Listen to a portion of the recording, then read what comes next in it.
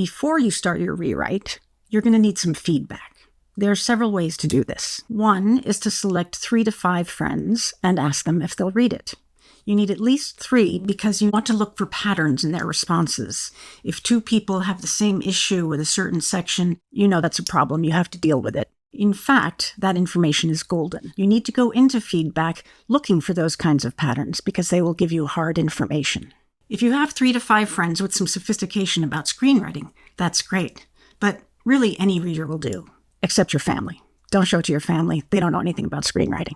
Be specific with your readers about what kind of response you're looking for. You want their gut responses. Which section dragged? What was confusing? What character wasn't convincing? Ask them to start by saying 2 or 3 things they liked. You deserve that kind of feedback. You worked hard. You deserve a little commendation before getting to the critical stuff. Then you have to discern your way through their comments. What was just coming from their ego and what was real gut response? Some things they say will resonate with a little voice in the back of your head. That's really great information, that kind of confirmation of something you were already thinking.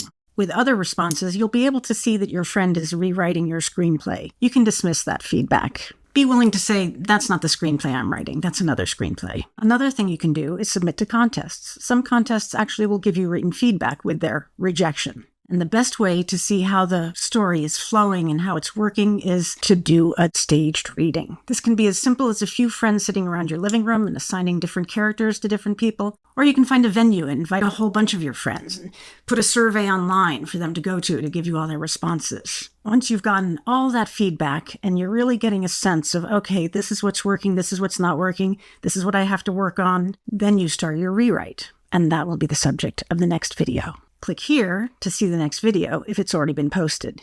If not, you want to click here to subscribe so you can be notified when it is.